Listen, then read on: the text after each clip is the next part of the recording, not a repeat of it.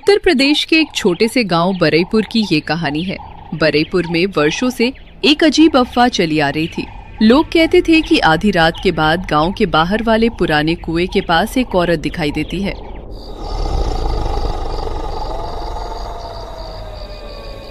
उसके सिर पर एक नहीं, दो नहीं, बल्कि 3 मिट्टी के मटके रखे होते हैं। वो धीरे धीरे चलती हुई गांव की गलियों में आती थी।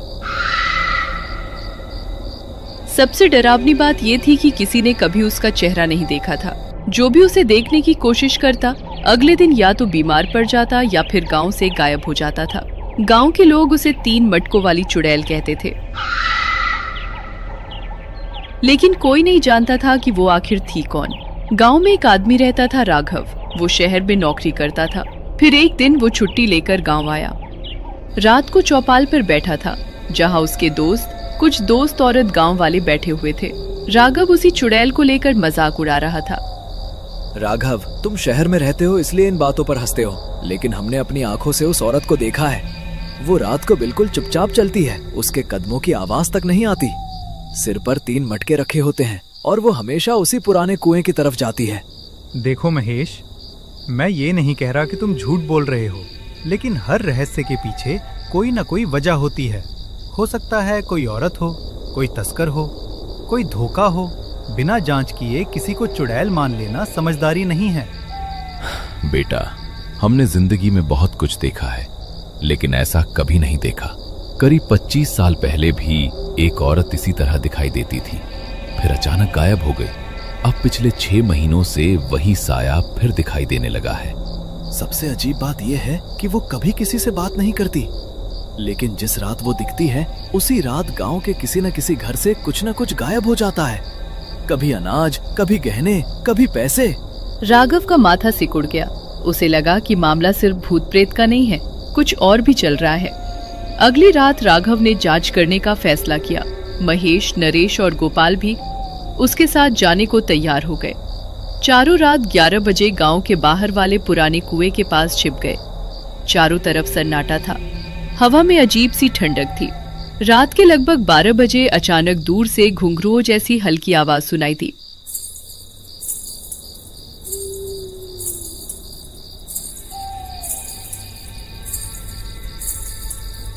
सभी चौकन्ने हो गए और फिर धुंध के बीच एक काली परछाई दिखाई दी। वो धीरे धीरे उनकी तरफ बढ़ रही थी।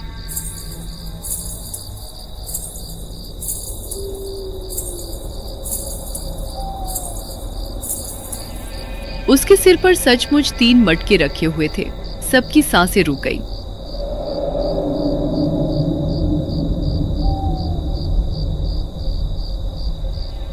भगवान की कसम, यही है वो। मैंने इसी को देखा था। वो आकृति अब और करीब आ रही थी। उसने काला घूंघट ओढ़ रखा था, चेहरा पूरी तरह छिपा हुआ था। लेकिन सबसे अजीब बात ये थी कि तीनों मटके बिल्कुल स्थिर थे, जैसे किसी मूर्ति पर रखे हों। इतनी धीमी चाल में भी उनका हिलना तक नहीं हो रहा था। अचानक वो औरत कुएं के पास रुकी। उसने धीरे से पहला मटका जमीन पर रखा, फिर दूसरा, फिर तीसरा। इसके बाद उसने कुएं में झांक कर कुछ फुसफुसाया। आवाज इतनी धीमी थी कि कोई सुन नहीं पाया। फिर वो मुड़ी और अंधेरे में गायब हो गई। चारों दोस्त डरते डरते वहां पहुंचे। मटके अभी भी पड़े थे। राघव ने पहला मटका खोला। अंदर सिर्फ मिट्टी थी। दूसरे में सूखे पत्ते थे। लेकिन तीसरे मटके को खोलते ही सबके होश उड़ गए। अंदर कई पुराने चांदी के सिक्के और कुछ सोने के गहने थे। मैंने कहा था ना, ये इंसान का काम नहीं हो सकता। आखिर चुड़ैल गहने लेकर क्या करेगी? यही तो सवाल है। अगर वो चुड़ैल होती तो गहने क्यों इकट्ठा करती, और अगर इंसान है तो रात को ये नाटक क्यों करती है? उसने तय किया कि अगली रात फिर निगरानी करेंगे। अगले दिन गांव में खबर फैल गई कि मटकों में गहने मिले हैं, लेकिन किसी को ये नहीं बताया गया कि गहने कहाँ रखे गए हैं। राघव ने उन्हें सुरक्षित जगह छिपा दिया। उसे शक था कि असली खेल अभी बाकी है। दूसरी रात वे फिर कुएं के पास पहुंचे। इस बार राघव कैमरा भी साथ लाया था। रात 12 बजे फिर वही आकृति दिखाई दी। सिर पर 3 मटके,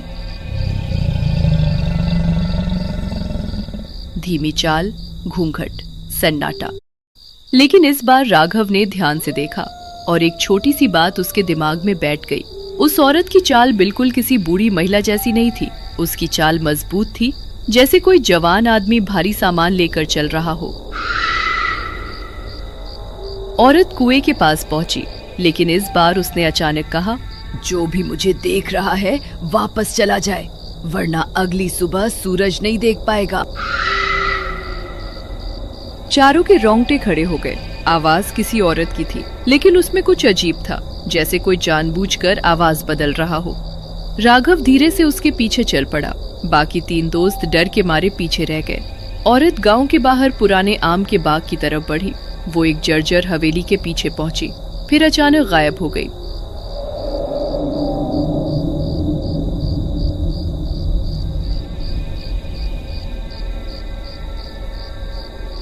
राघव दौड़कर वहां पहुंचा, लेकिन वहां कोई नहीं था। सिर्फ जमीन पर एक बड़ा पत्थर पड़ा था। उसने पत्थर हटाने की कोशिश की। पत्थर के नीचे लोहे का एक दरवाजा था। राघव की आंखें फैल गई। नीचे कोई गुप्त तहखाना था। अगले दिन उसने ये बात सिर्फ दिनेश मास्टर और हरिदास काका को बताई। अगर तहखाना है तो मामला भूत का नहीं है, कोई न कोई अपराधी इसका इस्तेमाल कर रहा है। लेकिन सवाल ये है कि वो चुड़ैल का नाटक क्यों कर रहा है? क्योंकि डर सबसे बड़ा हथियार होता है। अगर लोग डर जाएं तो कोई जांच नहीं करता। उस रात 5 लोग तैयारी करके पहुंचे। उनके पास टॉर्च, कैमरा और मजबूत डंडे थे। आधी रात होते ही फिर वही चुड़ैल दिखाई दी, लेकिन इस बार जैसे ही वो तहखाने के पास पहुंची, रुक जाओ, आज तुम्हारा खेल खत्म हो गया, रुक जाओ। आकृति एक पल के लिए ठिठकी, फिर अचानक भागने लगी। सभी उसके पीछे दौड़े। कुछ देर की दौड़ के बाद महेश ने उसे पकड़ लिया। तीनों मटके नीचे गिरकर टूट गए और फिर घूंघट हट गया।